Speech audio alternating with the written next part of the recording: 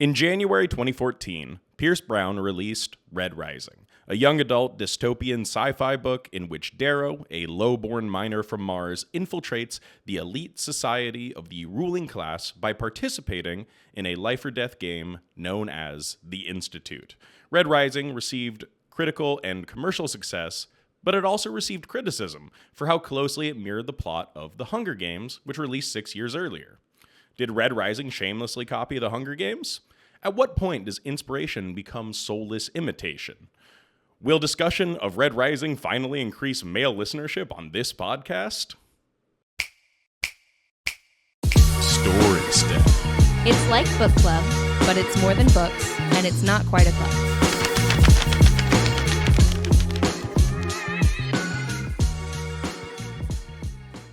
Welcome back to Story Stack. I'm Ansley. I'm Gabriel. And I'm Lily. And today's episode is about Pierce Brown's Red Rising. Gabriel? All right, we're just going to start this off the way the Reds intended. Lily, give me your best howl. Oh! Ansley? Oh! Oh! Good stuff. Good stuff, Howlers. I feel like you were very giddy to do that. I feel like that just checked something off a bucket list for you. I've been waiting for that since the ideation of this episode months ago. Maybe we should have all howled together like a pack, the way that it was actually It's never intended. too late. The Story Stack pack. Aww. 3, 2, 1. Oh! That's going to be incredible to edit down audio-wise. There's going to be so much down pitching so I don't blow off people's eardrums. The things we do for this podcast that go on the internet are just things Oh that I my really gosh. never pictured myself doing. It's going to come back in like 20 years. We're going to be in like job interviews in a couple of months. Yeah. They're going to be like, so what is this? Can you howl for me again? I just need to verify for corporate reasons. Oh my god. So for this episode, I made my lovely co-hosts read boy literature, aka Red Rising. I would consider this a notorious boy book. Like when you are a man in this world and you want to read and you go onto any resource that says, "What should I read?" they'll be like, "Have you read Red Rising?" I would be careful just completely saying that Red Rising is a boy book. Indeed. I don't want people to listen and then be like, wow, this podcast has really just compartmentalized a book and is calling it a boy book. But you're not wrong in saying that like Red Rising has been able to harness male readership in a way that other books are maybe struggling to do and not prioritizing like male readership because women make up most of the readers. And I think that Red Rising actually like, because it's written from this like man's perspective and it's first person and I mean written by a man, that there's just an energy about it that draws, I think, boys and men in. And I think that's a great way to put it. It's not that it's not like for girls and for women necessarily, but it is a male author. And so the voice is different. And I found myself as somebody that reads a lot of like female authors, it took a minute to get used to in a way that I think that, you know, obviously I would have finished it, but I don't think I would have finished it with the same speed or like intensity that I did had it not been homework for this. I was literally thinking while reading the book, I don't think I've read anything that's made more jokes about balls. So many jokes about balls. And I mean, even by the women. So we've got a few questions. It was Ansley that pointed it out. That was like the only time she was pissed off at Mustang is when she's also making a balls joke and you're like, girl, you don't even have them. But like, it's also like when a woman says like, suck my dick. And it's like, no, it's the metaphor. Like, you don't even get it. There are layers to it. Suck my dick, you have nothing. You're consuming nothing. Okay, that's how much I'll give you is literally nothing. So I don't know. I don't want to defend this too much, but this book was published in 2014, and I feel like it's very 2014 coded in that sense of like, I feel like that was just more in the cultural zeitgeist than it is now, of this idea of it's kind of cool for a woman to walk up to a group of guys and be like, suck my dick. Yeah. Yeah, all stories are products of their time. Anyway. Yeah, so as a man in the sphere of reading, it's very fascinating to me to just sit here and ask my co-hosts, what'd you think? I really enjoyed it. I know Lily has already continued to read the series. I plan to as well. I think the world building was insane. I think that there was such a perfect mix of just throwing us into the moment and then only giving us information when we really needed it to understand. The one part of it that is not necessarily a dislike for me so much as just I think it's that difference in voice that affected my reading experience is that there were moments where I struggled to really empathize with Darrow because I didn't feel like there was a lot of emotion on the page. And I think that it's not that it led moments to feel flat for me, but like with EO, you know, she sort of haunts the entire narrative. And I get it. I know that he loves her, but it's mostly because he's told me he loves her, if that makes sense. And it's the same thing with Mustang. Like when their relationship kind of starts shifting into something different, there are moments where I'm like, I mean, you're telling me that you feel these things for her, but it feels very sudden and I haven't seen it build up at all. And I guess that's kind of what I'm getting at, is that there were a lot of, when it comes to the emotional elements of the book and the romantic elements of the book, it sort of felt a lot like telling instead of showing. I will say, absolutely insane to kill a 16-year-old's wife in like the first 20 pages of a book. Absolutely wild behavior. Like, I mean, that is in many ways like, it is the thing. You say like, EO haunts the narrative. It does set you up to being like, oh wait, there are actually like kind of crazy stakes here. Not to mention, he's 16 in the beginning of the book, and it doesn't read like a YA. So you go into this, and I think Red Rising is very commonly put in like YA shelves and categories. But I mean, by the end of the first book, he's 18. And then by the start of the second book, he's 20 because 2 years pass between the end of the first book and the start of the second book. And there's 2 years that he's like taken in, transformed into a gold, and then sent to the Institute to participate in the war games. You know, this is making me realize that we haven't actually gone over what the plot of this book is. So give me a second here. Let me do a quick overview for everybody. This is one of my favorite young adult dystopian books. It starts with a teenager who exists on the bottom rung of society.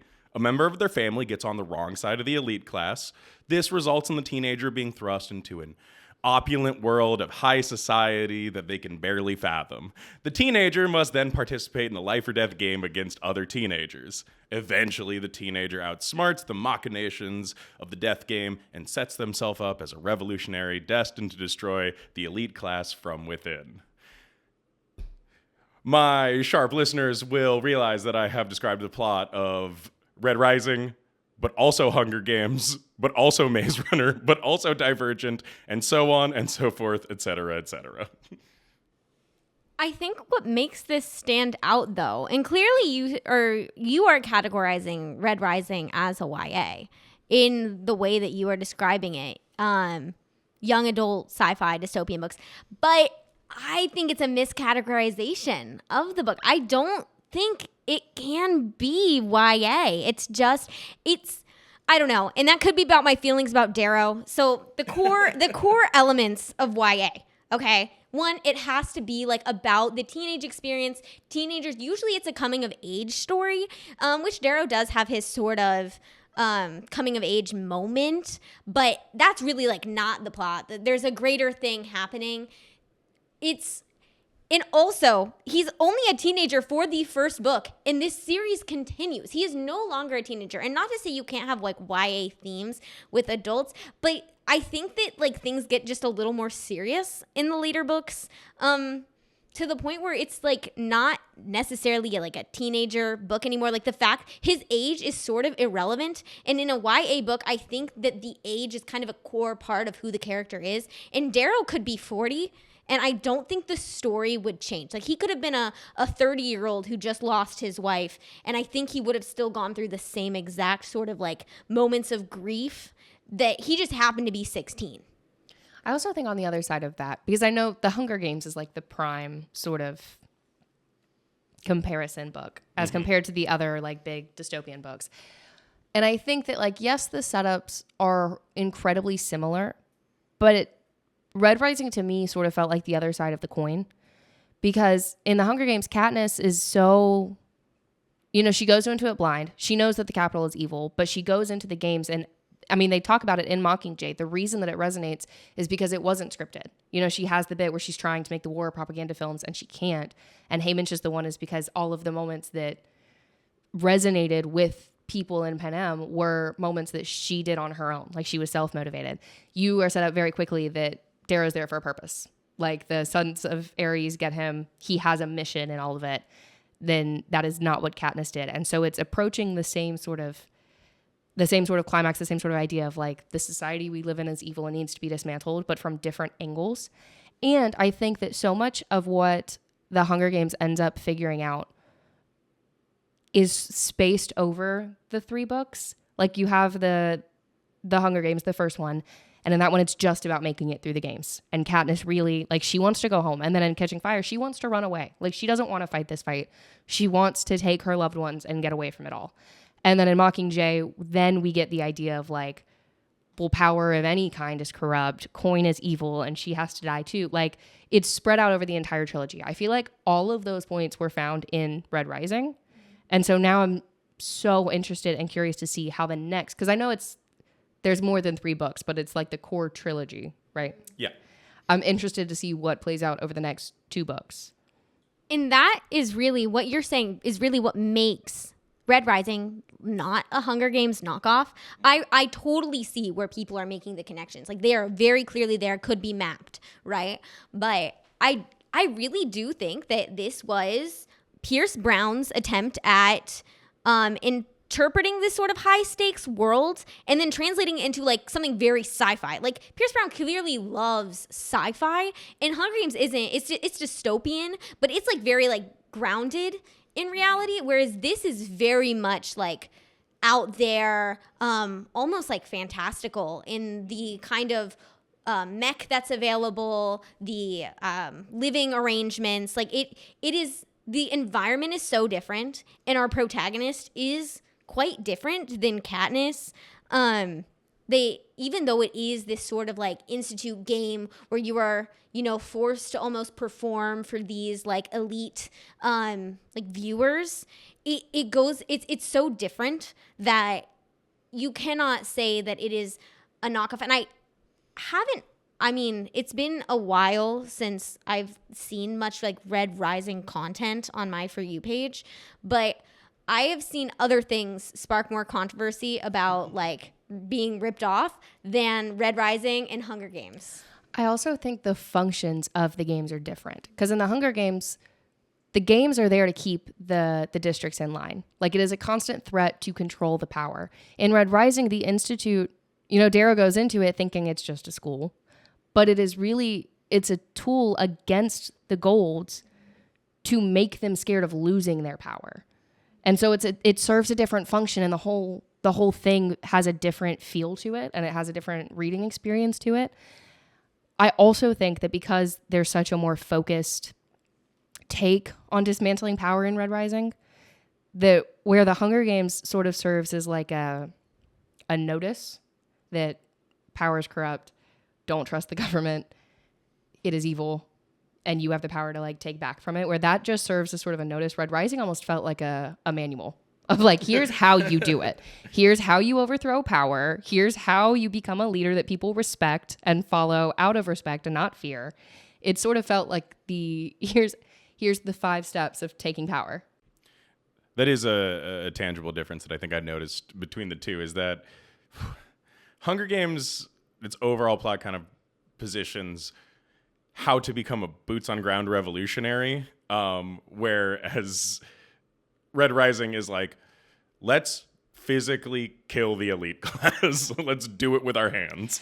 Just before we move on from this too, I want to make an important clarification while we're having this conversation, because I got eaten up in our Instagram comments about 2 months ago when we had our Manacled episode, and I was called stupid and other not nice names, because people were telling me that inspiration comes from everything, that you can't have art without it being inspired by something else. Duh! Duh!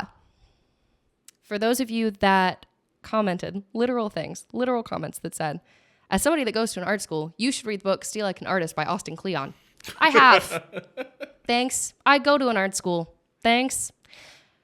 I think Red Rising is a perfect example of, yes, art is inspired by everything that came before it. That is such a basic, lukewarm take.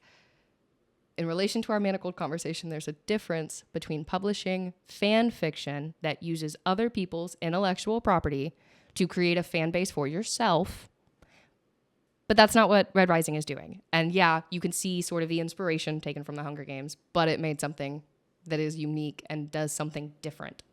And we know you, dear listener, we're not the commenters because those commenters clearly did not listen to the episode. So you're here, which means that you're very cool and chill, and you get us on an intellectual level. You've made it 15 minutes into the episode. We can, yeah, exactly. If you've made it here, like, props to you.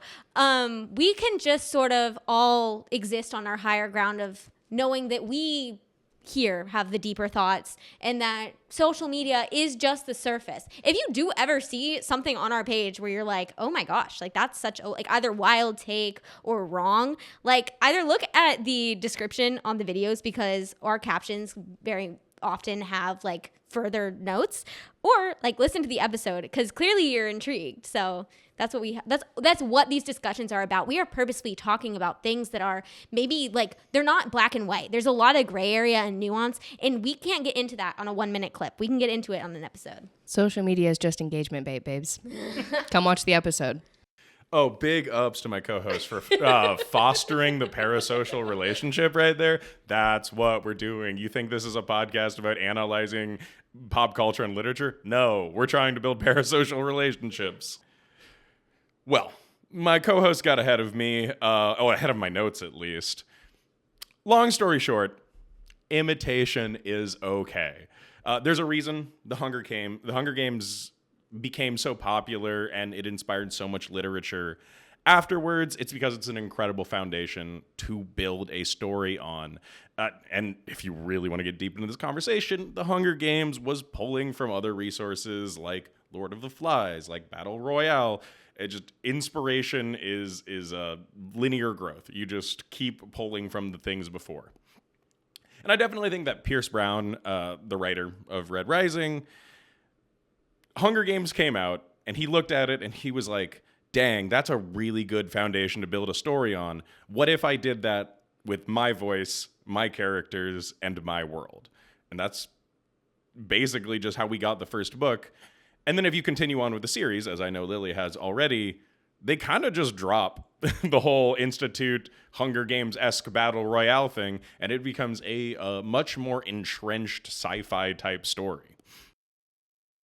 In fact, the Institute is more used as like this connection between characters where like as the story progresses, you sort of like use the Institute as a way to draw connections, but like it's not relevant. It's like, oh my gosh, no, you were in the Institute with me. So like you automatically have this sort of like relationship with this character, or it's like, you know, it's more of like a past tool rather than an actual plot that keeps going throughout the 3 books and the main trilogy.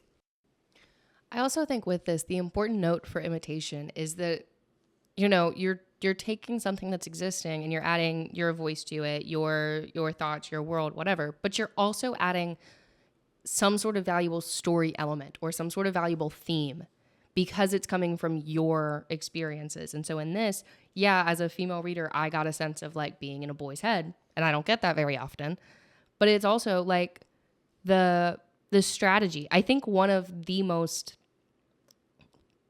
impactful moments in the book for me is when Darrow has Tactus whipped, but then he also lets himself be whipped. Mm-hmm. Because I think that moment, despite not that Darrow doesn't necessarily like sucks for the rest of the book, but I have heard whisperings from Lily that she's not thrilled with him in future books. I think that moment is enough for me to continue to give him the benefit of the doubt that he will eventually see the right way, even if he doesn't get it right the first time. And that's something, I mean, that was a moment that wasn't in the Hunger Games. And I don't think it would have had a place in the Hunger Games because that's not what those books were about. This took that foundation and turned it into something that was more of a commentary on getting into the heads of the elites and into the heads of the powerful. And really, class divides in a different way. I know the Hunger Games sort of has the bit where they, District 2 is not evil. They're just in a higher position. Like, they're more dependent on the capital. This was different. This was like gold children beating each other to death with their bare hands, and Darrow being horrified by it. It's like if the capital sent their children to these death games to teach them to be more like Snow. But even then, like, it's the goal of these books. Darrow's goal isn't to just like dismantle the Institute, whereas like Katniss very much wanted to end the Hunger Games. And yes, later on it gets to the point where it's like destroy the Capitol. Like Darrow from the beginning is like, he doesn't care about the Institute. The Institute is kind of like just a hurdle that he has to get through in order to get the bigger goal of like, we want you to kill the governor of Mars. And then that, of course, progresses even further as you read the series. And let me tell you, as a writer, I was so thrilled to see how much Pierce Brown grows from book 1 to book 2. As an author, I listened to the audiobooks of it. And like, I just heard a lot better writing come out of book 2's story. And book 2 is my favorite of the 3. I still have 3 hours of audiobook listening time for the last book, but the last book is longer, of course, than the first 2. And I think book 2 is the best. And I'm going to say that definitively as someone that is so deep into book 3 that like, I'm done, okay? You've lost me. Darrow, you piss me off. Listen. Really? I would love to say that I loved book 3. I would love to say it.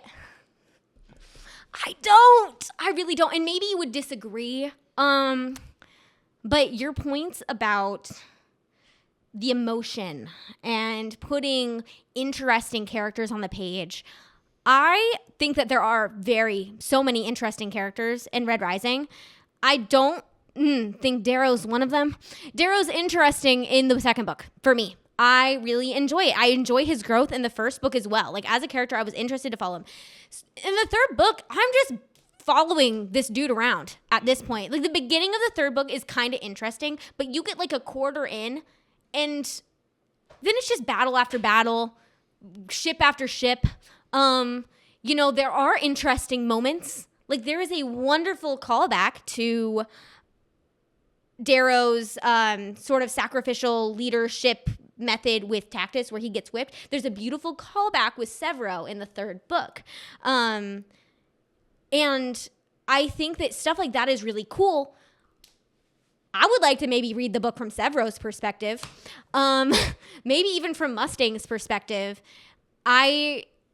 Darrow loses, like, you kind of lose the purpose on why he's the main character. And once you kind of lose your reason for being the main character, you lose interest in the books. Like, there has to be a reason why you're following your protagonist. And I feel like we don't have a reason in the third book to be following Darrow. I think that's a really interesting point, and I'm excited to get there to see if I agree with you. But I also think that raises a good point just from the writerly side of things.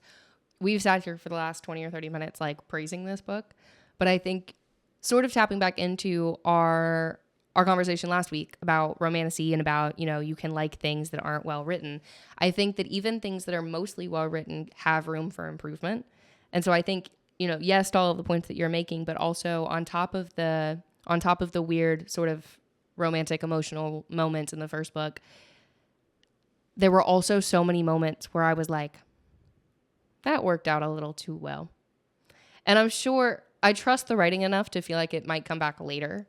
But one of the biggest things to me that just like, what are we doing? What are we doing? Was Mustang willing to like think differently than everything that everyone and everything around her. And for that never to be questioned or talked about or even thought twice of in the first book, that to me sort of felt like what is it? What is the term? Contrived? Deus ex machina? Machina? Yeah, that was too easy. And in a book where everything else had to be like fought for violently, that felt too easy. And that was one of the moments that pulled me out. I will say though, on the note of the battles, I could see them getting boring. But the ones in the first book were so cinematic. I desperately need to see like an HBO adaptation. I need to see these on screen. I need to see Darrow beat Jupiter's ass on screen. Wholeheartedly agree. Like the battles in the first book and even like the conflict in the second book, which the second book, there is conflict beyond just like actual fighting. It's like there's this very intense moment between Darrow and the Sovereign, and it's not a battle, but you are like existing in this space of this like lie detector test where you're like, what is going to happen? It's potentially another moment where things go too smoothly because like, what do you mean the Sovereign's been doing this lie detector test thing and has never lied, but then Darrow's the one that gets her to lie for the first time ever? A little bit much, but I was like very much enjoying the questions. And Mustang as a character, she's definitely a little flat in the first book. Absolutely. I was like, you lost your wife 2 seconds ago, Darrow. What are you doing? But in the second book, I think that she gets a little more interesting, and it's not a romance. Like they do have this kind of romance subplot, but it's not a main point of the story at all. The story wouldn't change too much without it. I think Mustang is a more interesting character than the books allow her to be. And if we had moments to maybe understand why she is taking these steps to leave kind of her family's beliefs behind, I think that would just make her a much more compelling character, which is why like I want to hear maybe more from her. And Severo as a character. Sorry, love them. Man, I love the passion on this podcast about this book. Lily, I'm gonna tell you right now, I think maybe the most admirable part about Pierce Brown as an author is he shows continual growth as an author over his course of writing the series and his other books, which I've delved into as well. What I can tell you, and I am hearing your frustrations with the third book, and I think you're right. I think it's probably the worst book in the series, and I'm probably going to get eaten alive for that.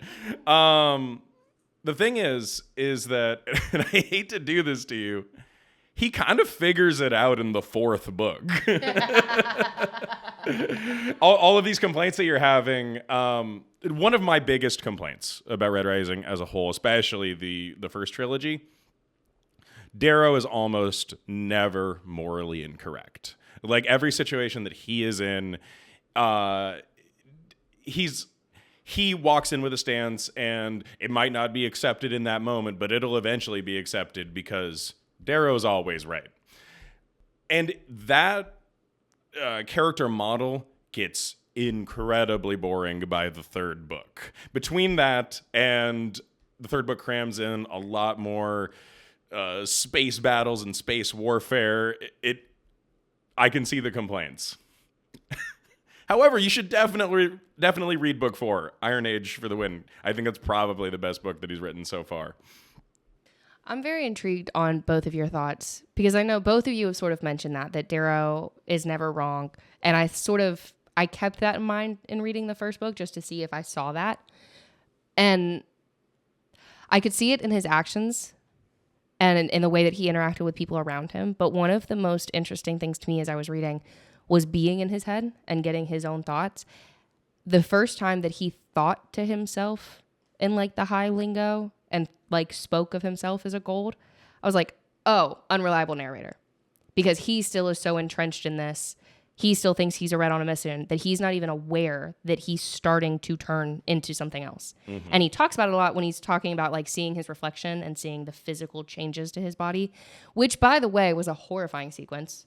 The whole like the carving of him, horrifying sequence. But he talks a lot about it in those moments, or when he does something that he feels really guilty of, then he sort of takes a step back. But when people are fighting with him, are challenging him, there's so much arrogance in his thought processes because he's starting to identify with the respect that he's given as this fake gold. I'm just curious if that was something that you guys noticed. I don't think that really goes anywhere. Correct me if I'm wrong, Lily. Like the idea of kind of like the gold mindset overtaking him internally. I get where you're coming from, and that does kind of happen in the first book. I mean, you just recently read book 2 and most of book 3. That doesn't really go anywhere, does it, Lily? It absolutely does not. And I also think that he is, I think that there is growth in Darrow. As far as like book 1, I mean, you clearly have that like resistance to wanting to do this thing. He's more in grief about EO than he is about like wanting to kind of like take things over. Like he never cared about starting a revolution the way that EO maybe kind of did. And we don't even see a lot of EO's like rebellion passion. She keeps being talked about as this like great like martyr and this woman that has like such like a dream. But why was she like special at all? Why was she special at all? I hate to do this again. Actually gets kind of addressed in book 4. I'm not reading book 4. I'm saying this right now. That's I fair. am not That's making fair. it past book 3. Let a girl read something else. I know. Is book 4 shorter? Nope. No. Okay, because here's the thing is that Darrow grows in book 1 as far as the rebellion becomes less of a thing that he is being forced to do and more of a thing that he actively wants to pursue. And he's no longer resisting it. Like he actually has a cause, wants to lead, and is not like the reluctant hero that like he maybe starts out as. And then things happen in the second book where you see him kind of come into his own as a leader. But by the end of the second book, something catastrophic happens, and it's this like massive cliffhanger that I'm so grateful that I didn't have to wait a year to read the next book of. I got to just jump right in to the third book. And the beginning of the third book, you see him kind of at his lowest point. And then he snaps out of that so quick that I'm like, what is even happening now? He had like a moment where he's like, oh, I don't even want to fight anymore. I'm so tired. Literally has like that thought almost verbatim. And then the next thing he's like, well, I'm the leader of this rebellion, so I guess I gotta lead. What? We didn't even address it. He goes through these conflicts only to resolve them almost immediately internally. And like, it's just, ugh. I actually wholeheartedly agree with that criticism. The moment that Lily's talking about at the beginning of book 3 is, I think, one of the most egregious moments in the whole series. How quickly Darrow recovers from, I mean, spoilers, but from a torture sequence that was like months and months, I think a year of torture. Not to mention how quickly the rebellion recovers after the loss of their leader. Hello? Also, Mustang thinks that Darrow's dead. Everyone thinks that Darrow is dead. And I'm just like, I don't know. I just got some questionable, it is almost too convenient at times. And I'm sure that book 4 solves so much of it. And it's the best book that ever existed. And it's going to redeem Darrow in my eyes. And it's going to make Mustang seem like a more well-rounded character. After 500 pages of this war in this third book, and it's just battle after battle, and sometimes they win and sometimes they lose, but every battle is the same, except when Severo comes on the page, in which case I'm like actually interested.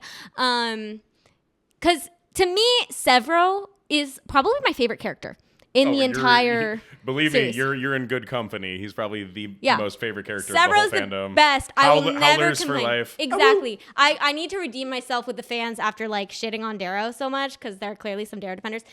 I have no complaints about Severo, okay? Has my heart. He just got married. Where I'm at. Good for him. We're like kind of spoiling this for Ansley, but not spoiling it too much. Like, who did Severo get married to? We don't know. How torture sequence? Why did this happen? Months. I will say, out of all of that, finding out that Severo finds love is the part that I'm most mad at you about for spoiling. Because I agree that he's one of my favorites. Oh.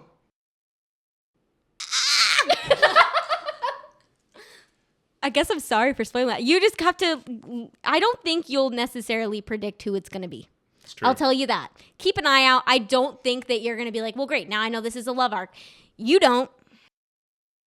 So when Pierce Brown started writing Red Rising, the main inspiration for the Reds and how they exist within society was the plight of Irish American immigrants coming over to America.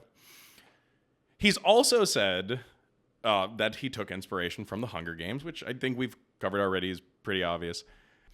However, the thing that I'm most fascinated by in what he said was a driving inspiration for Red Rising was the fact that when he started writing this book, which I will remind you was in the early 2010s, he got so frustrated waiting for George Martin's next A Song of Ice and Fire book.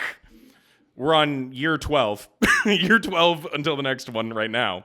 In the early 2010s, he got so frustrated with it that he was like, screw it. I'm just going to write my own book.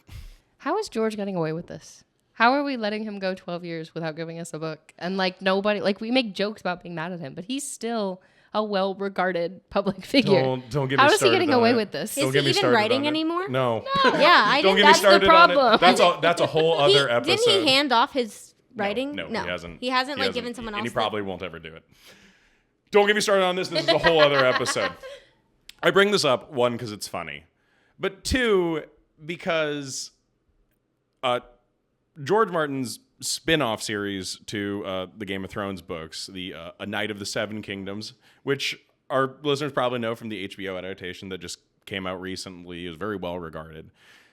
Those books, the A Knight of the Seven Kingdoms books, were, for me, one of the most influential pieces of writing that really inspired my own writing and me to be a writer. Whenever I sit down and write a short story or write my ongoing novel, which is coming out in the near future, The Noir Knight, I can immediately, reading over it, tell where inspiration came from specifically the A Knight of the Seven Kingdoms short stories. And so I wanted to open up this question to my co-hosts. In your own writing and in your own works, have you noticed direct inspiration from specific things, like in the way that Pierce Brown was inspired by the Hunger Games?